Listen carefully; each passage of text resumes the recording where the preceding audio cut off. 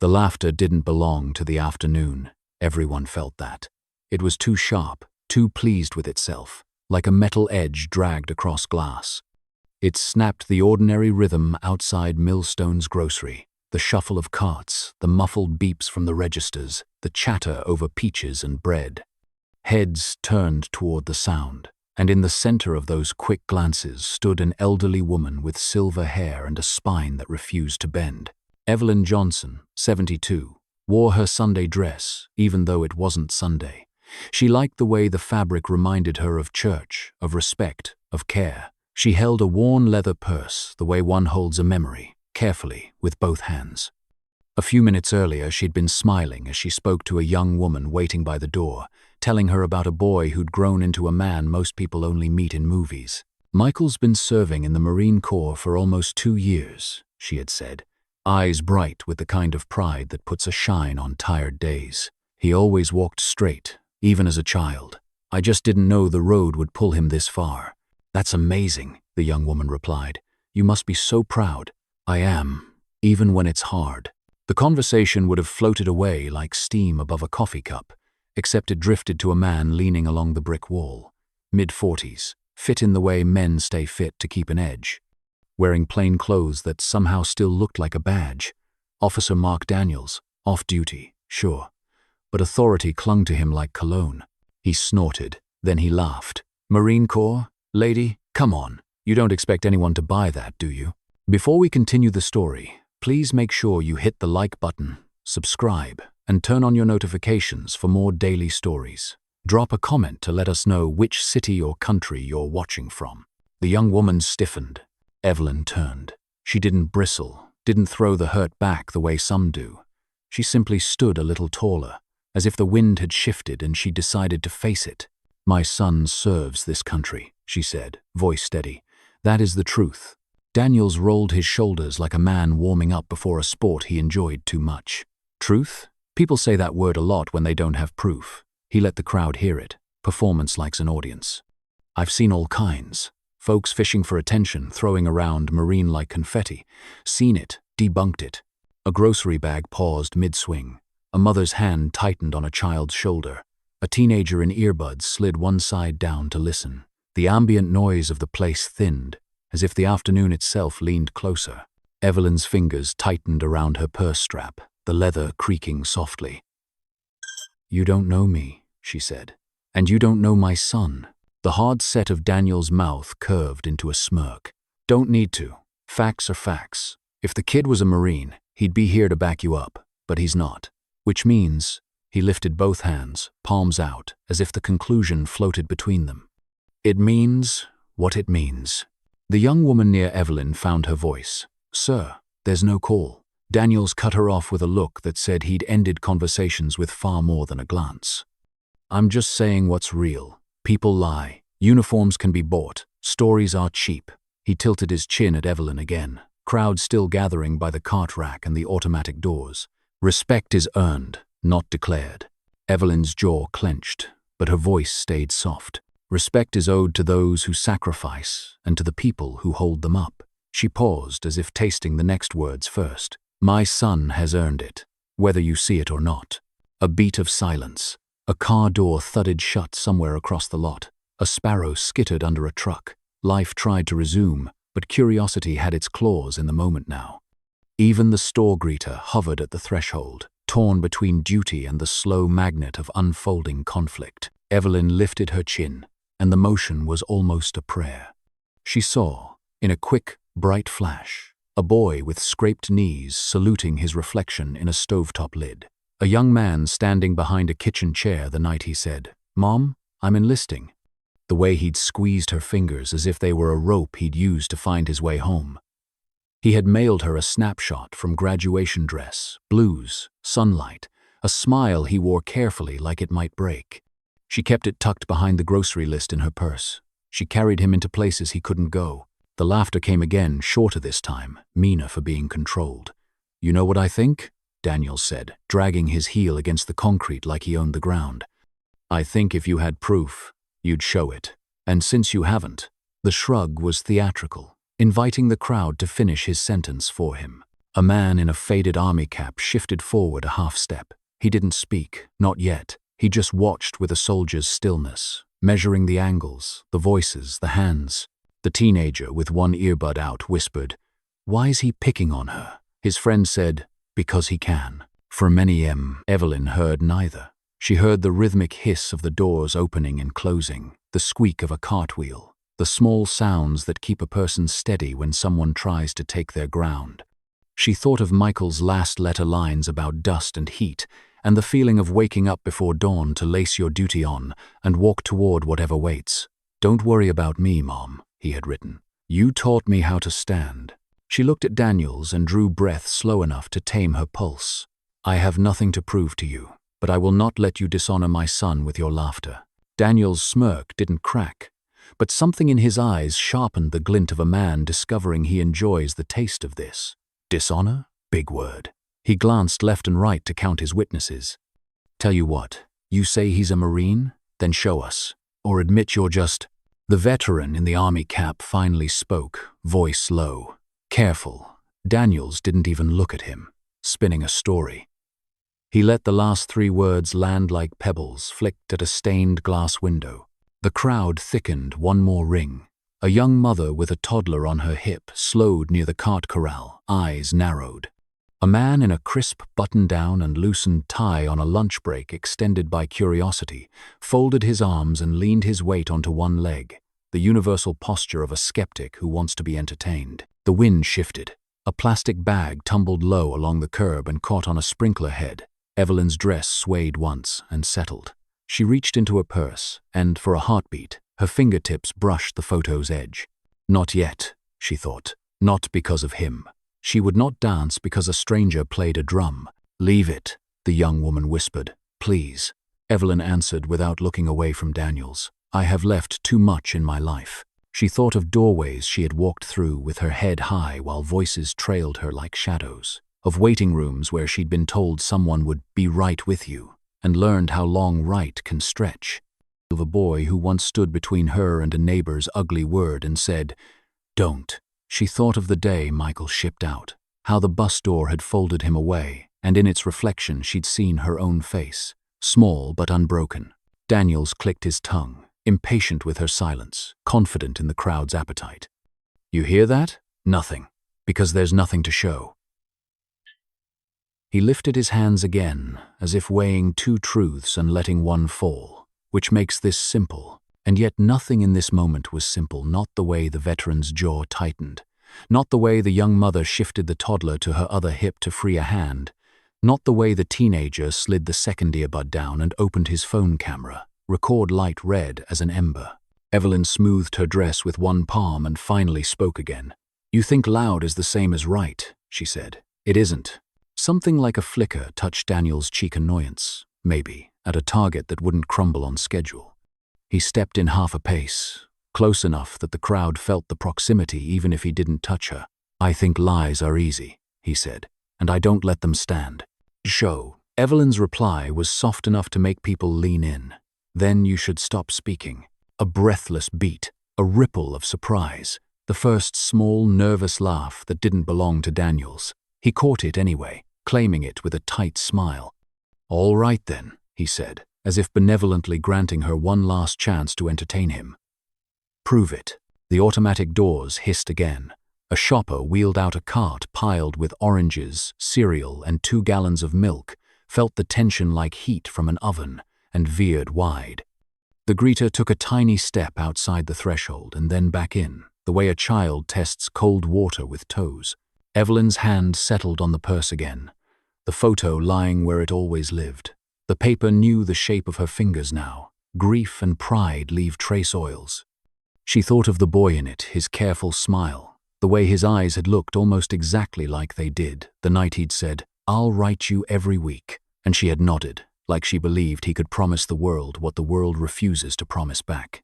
She inhaled. The air tasted of dust and citrus. A bus sighed at the corner. People inched closer without quite meaning to. What Evelyn did next would either end this quickly or set a hook in the moment and drag everyone deeper. The smirk on Officer Mark Daniels' face deepened, feeding on the silence that spread around them. Conflict was air to him, and he breathed it in like oxygen. A dozen eyes were on him now, and that was enough to make him louder, sharper, bolder. "You see how quiet she is," Daniels said, sweeping his hand toward Evelyn as though she were an exhibit. "That's the silence of someone caught. Marine Corps?" He chuckled, slow and deliberate, more like make-believe Corps.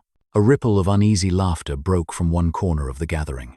Not everyone joined in, most shifted uncomfortably, glancing between Evelyn and Daniels, but the few chuckles were enough fuel for him. His grin widened. Evelyn adjusted her purse strap, the leather creaking under her grip. "I will not argue with a man who mistakes cruelty for strength." "Oh, it's not cruelty," Daniel said smoothly, his voice dripping with condescension. "It's clarity, truth, something people around here don't get enough of." The young woman standing at Evelyn's side shook her head. "Sir, this isn't necessary." Daniels cut her off with a dismissive flick of his wrist. "Stay out of it, miss.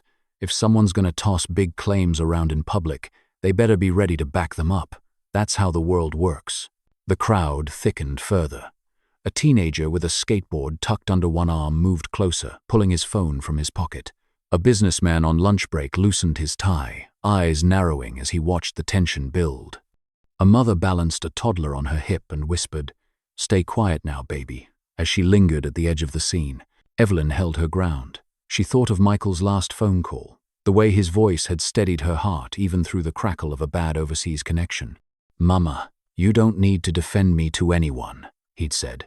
"Just know I'm out here doing my job." She had promised she would, and now that promise was being tested. Daniels took a half step forward, his shadow falling across her shoes.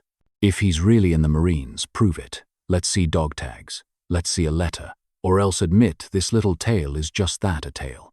The man in the faded army cap from earlier crossed his arms. His voice was low but carried weight.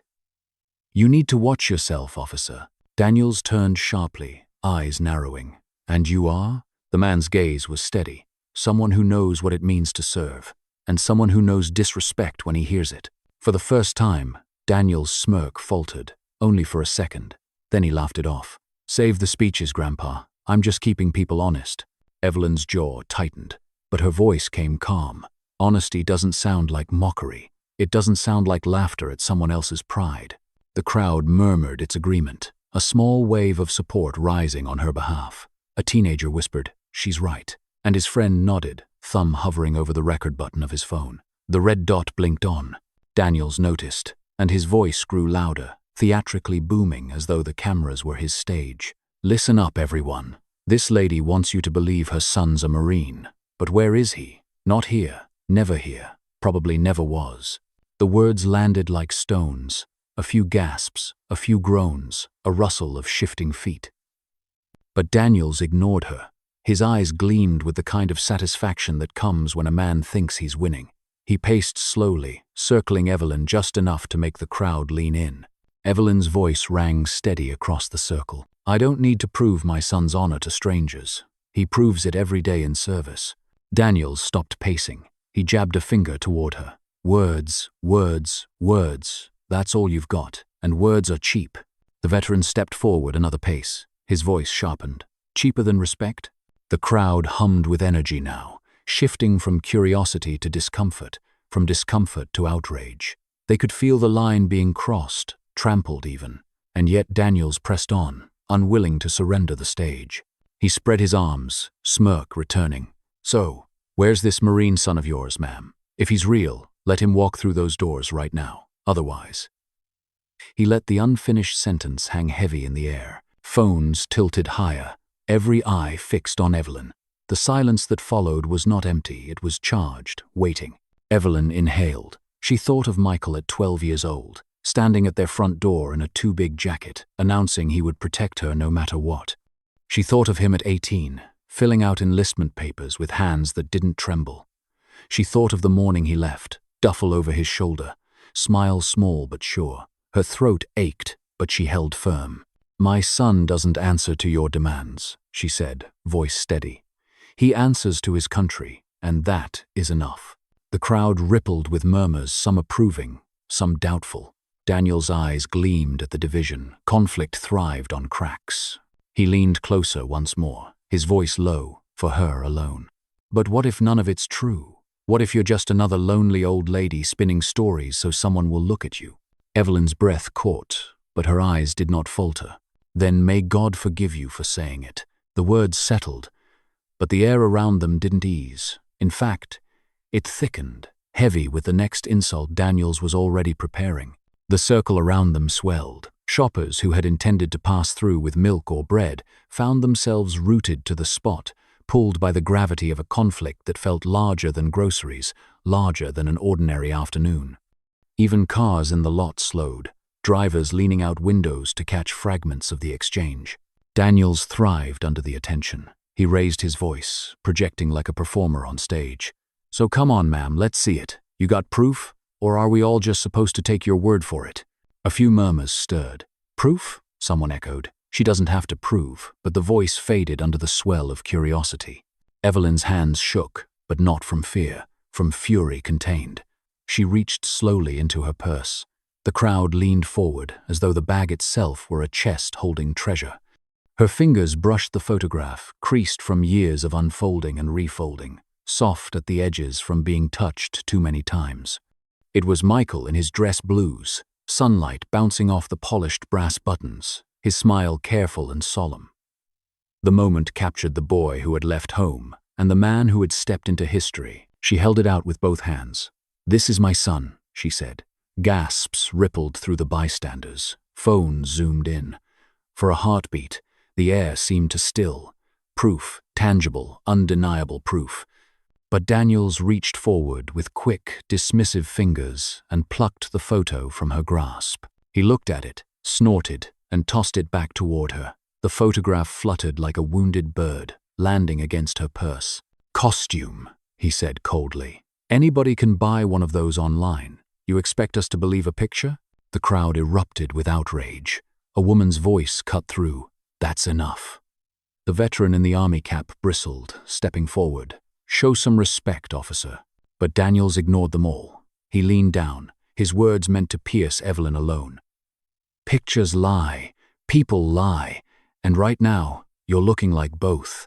Evelyn bent slowly, retrieving the photograph. Her hands trembled, but her back remained straight. She brushed dust from the image as gently as if it were Michael himself. When she stood, her voice carried, steady despite the quake in her chest. Daniels laughed. "Truth? The truth is, if he were real, he'd be here now. Where is this so-called marine son of yours? Why isn't he defending you instead of letting you spin fairy tales alone?" The words landed like stones, cruel and heavy. Evelyn's lips parted, but for the first time her voice faltered. The insult burrowed deep, pulling at every scar of doubt she had endured through her life. For a moment, silence claimed her. The teenager with the skateboard whispered, "Man, that's messed up." His friend nodded, recording. The red light blinked on, proof of its own kind. The crowd shifted. Some looked at Evelyn with sympathy, others with hesitation. Doubt is a contagious thing. It moves quickly when a confident voice feeds it. Daniels knew this. He straightened, savoring the tilt of power. "You see?" he announced, gesturing broadly. "No answer, because there is no son, just stories." The veteran in the cap had had enough. He stepped forward until his boots touched the shadow of Daniels. "Watch your mouth," he said evenly. "You're crossing a line." Daniels sneered. "What line?" "The line between fact and fiction. I enforce that line." The businessman folded his arms tighter, brow furrowed. The mother with the toddler muttered, "Unbelievable," as she bounced her child, who whimpered at the rising tension. Evelyn stared at the photo in her hands, the creases like scars across her son's image. Her heart ached, but in that ache came resolve. She lifted her chin, voice carrying across the murmurs. "My son does not need to stand here to prove himself.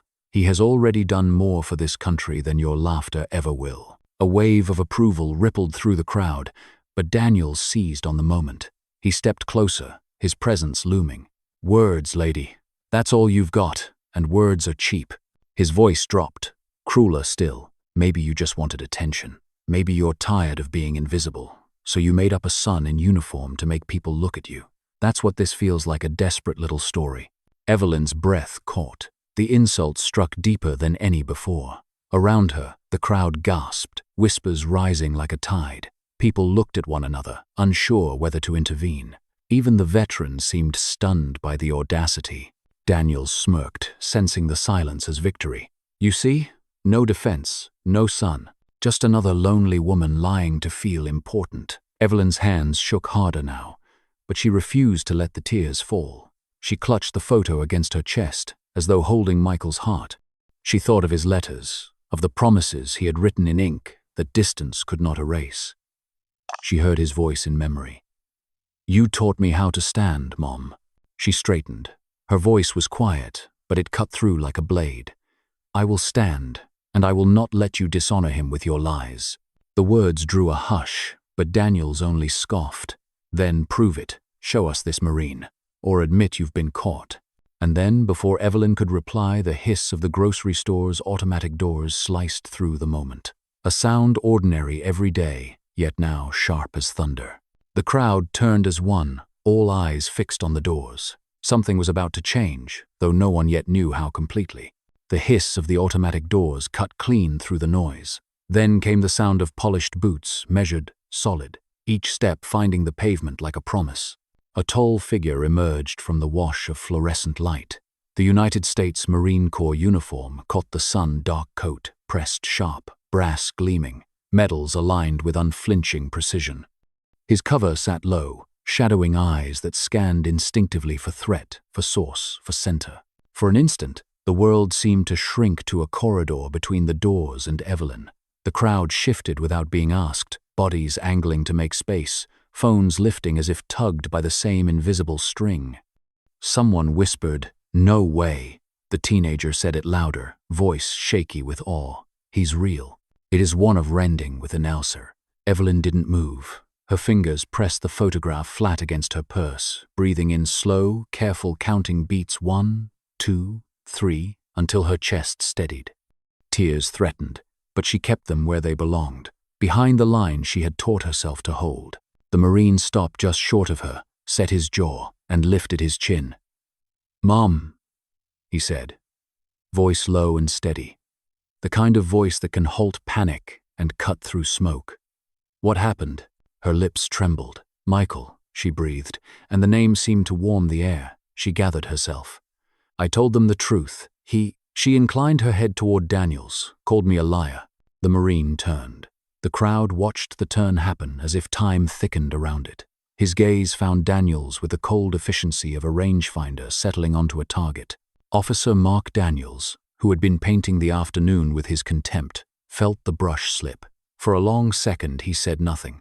He adjusted his stance, widened his feet, like a man trying to convince his body it still belonged to him. His smirk didn't return. It couldn't find his mouth. The Marine stepped forward. "I'm Corporal Michael Johnson," he said, voice projecting without a shout, an authority that wore no costume. "United States Marine Corps." The veteran in the army cap snapped to attention and saluted, the movement clean despite the ache in his shoulder. Michael returned it, crisp and respectful. The veteran's eyes glazed for a heartbeat, memory crowding the present. Then he lowered his hand and nodded once, satisfied that the world had made sense again. Michael's attention returned to Daniels. "I'm told you laughed at my mother," he said evenly. "You called her a liar. You mocked her pride." Daniel's Adam's apple bobbed. He tried on a smile that didn't fit. "Hey, I didn't know. Okay? She was saying things and, people say a lot of things." Michael's expression didn't change. People also deserve respect, especially when they've earned it. He glanced at Evelyn, then back. "My mother doesn't ask for handouts. She asks for the courtesy owed to any citizen, any human being." A murmur of approval rolled through the gathering. The young mother whispered, "God bless him." The businessman lowered his arms, cheeks flushing with embarrassed anger on Evelyn's behalf.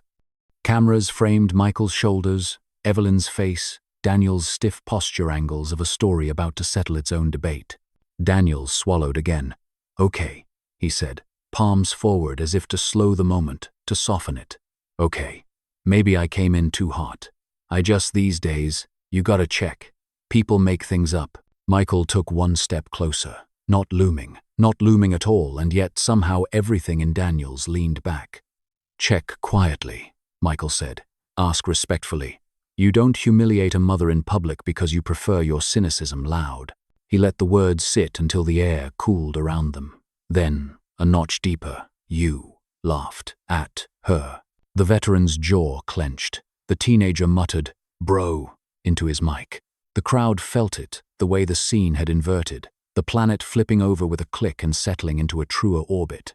Daniel's gaze darted to the cameras and back. Officer or not, I'm a citizen too. I have the right to question.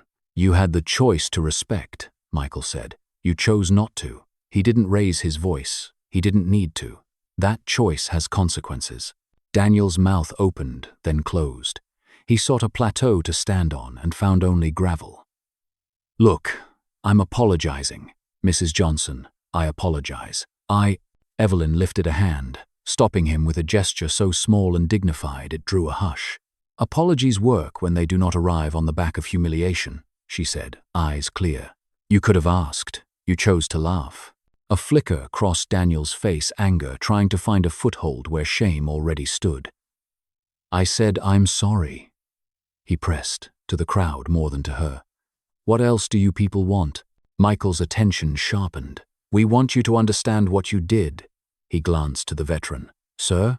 The man in the army cap stepped forward, finding his voice like an old tool that still worked. Respect is our currency, he said, gaze on Daniel's. You don't get to spend it for laughs. The crowd hummed, the sound like a chord resolving. Someone near the back clapped once, awkwardly, then stopped. A child pointed at Michael's medals and whispered a question. The mother answered softly. The child nodded gravely, as if understanding could be taught in 20 quiet words. Daniels tried again, seeking the old balance. He straightened, squared his shoulders, put a little steel back into his voice. I don't owe anyone a performance. I've got the right to be skeptical. And the responsibility to be decent, Michael replied. Skepticism without decency is just cruelty wearing a clever mask. End proved. She had Rain. He let the line land. It stuck. Even the businessman's chin lifted at the sentence, as if he might repeat it later to someone who needed hearing. Michael looked to his mother. You good, Mama? Evelyn exhaled. The breath trembled at the end, then smoothed. I am now. Michael nodded once. He turned back to Daniels. You've got a choice. You can walk away pretending this is a misunderstanding, or you can admit what you did, out loud, to the person you wronged, and you can promise to do better.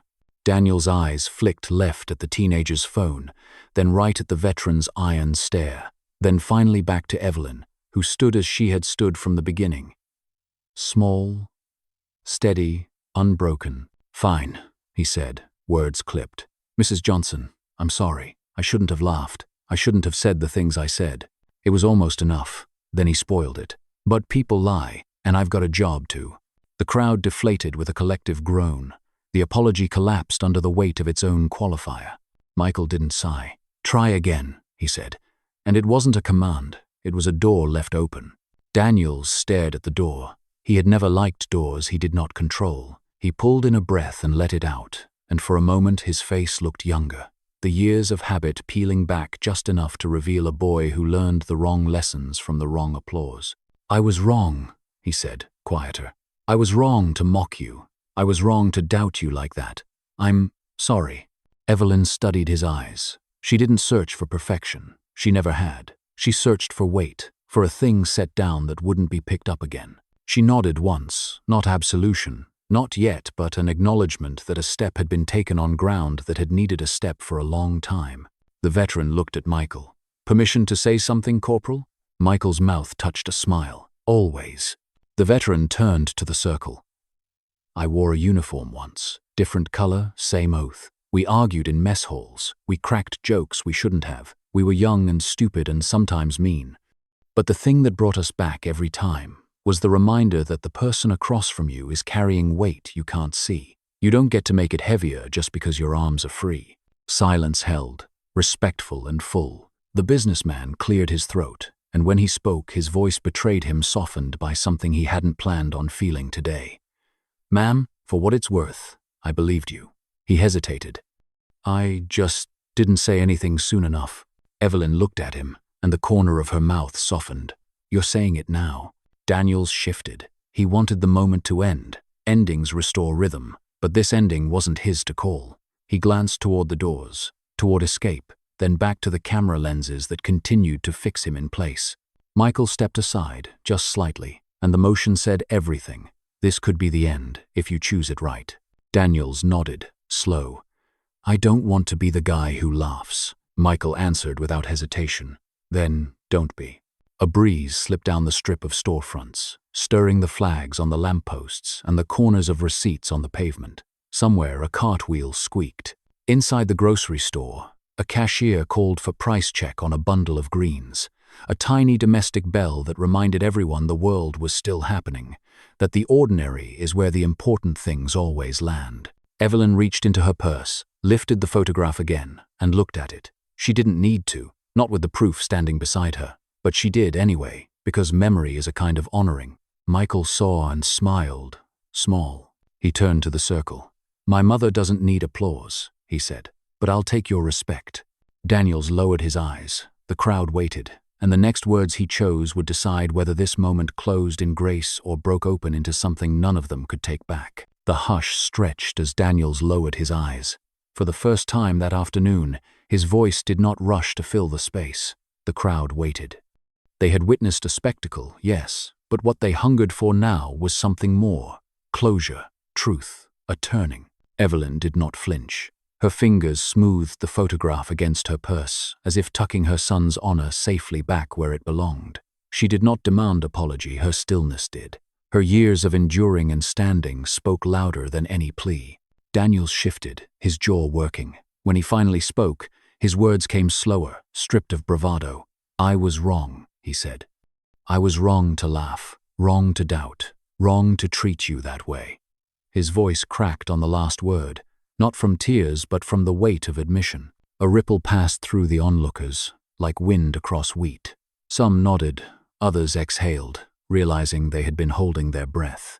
The veteran in the army cap gave a single approving nod, as though acknowledging that the apology had at least begun to carry weight. Michael's gaze didn't soften, but his voice did. Respect is not a prop. It isn't something you haul out when cameras are on you. It's lived, it's practiced, it's owed. The young mother with the toddler stepped forward just enough to be heard. Ma'am, she said, voice thick with feeling, thank you for standing tall, my little boy. She shifted the child on her hip. He just saw what courage looks like. Evelyn's eyes glistened. She inclined her head, gratitude quiet but undeniable. We stand for each other. That is how we endure. The businessman spoke next, voice cracking despite his suit and tie. I should have said something sooner. I let him go on too long. You're speaking now, Evelyn replied gently. That matters. Daniel's shoulders sagged as the crowd's attention left him and turned toward Evelyn and Michael. He realized, perhaps for the first time, that the stage was not his. It never had been. He had simply borrowed it until truth walked through the door. Michael placed a protective hand on his mother's shoulder. Come on, Mama, let's go. They turned together, side by side. Phones followed them, recording not their humiliation but their dignity. The crowd parted to make way, some clapping softly, others whispering thanks. A teenager whispered to his friend, "That's a hero right there." And the camera in his hand captured not just medals but the quiet power of love defended. Daniels remained behind, smaller somehow, shrunken in the wake of the truth he had tried to smother. He muttered again, I'm sorry, but the words scattered on the pavement. They were no longer the focus. They were just noise behind the sound of boots and the soft click of a purse clasp. As they reached the curb, Evelyn paused. She looked back, not at Daniels but at the faces of those who had watched. Her voice carried, clear and unwavering. Respect is not a gift to be granted at whim. It is the minimum we owe each other. My son wears his honor in uniform, but every one of us carries honor in how we treat the next soul we meet. The crowd hushed again, letting the words sink into the cracks of the afternoon. Someone clapped, then another. And soon the sound spread, not thunderous, not wild, but steady, like rain beginning on a roof. Applause not for spectacle, but for truth, spoken plainly. Michael helped his mother into step once more. They walked together down the sidewalk, the golden sun stretching their shadows long. He leaned close, his voice for her alone. You didn't just defend me today. You defended every soldier's family. every parent who's ever waited for a letter, every person ever doubted. Evelyn squeezed his arm. And you reminded me that the truth never needs volume, it only needs patience. He smiled, faint but full. Always, Mama. The grocery store doors hissed open and shut behind them, returning to their rhythm as if nothing had happened. But the crowd knew different. They had seen an ordinary afternoon bend into something larger, something etched, and they would carry it. The veteran in the army cap saluted once more as they walked away. The young mother whispered to her son, "Remember this." The businessman wiped his eyes. The teenager stopped recording but saved the file twice, as though fearing truth might delete itself if not guarded carefully. And Officer Daniels stood alone in the hollow center of what had been his theater. He had played the lead until the real story arrived and showed him for what he was, a man who laughed at honor, who doubted love, who underestimated dignity. He would remember, shame does not leave quickly. Evelyn and Michael disappeared into the light at the far end of the block, side by side, their heads high. They carried nothing but a photograph, and the unshakable bond between a mother and her son. Respect is not a courtesy to extend when convenient. It is the floor we stand on together. To deny it is to crack the ground beneath us all. Evelyn Johnson stood firm when laughter tried to take it away. And in the end, truth, quiet, steady, undeniable, walked through the door and silenced every doubt. This was no fairy tale. It was the oldest story in the world, a mother's pride, a son's service, and the power of dignity that no mockery can erase. Thanks for watching. Please turn on your notification for daily stories. Subscribe and like this video.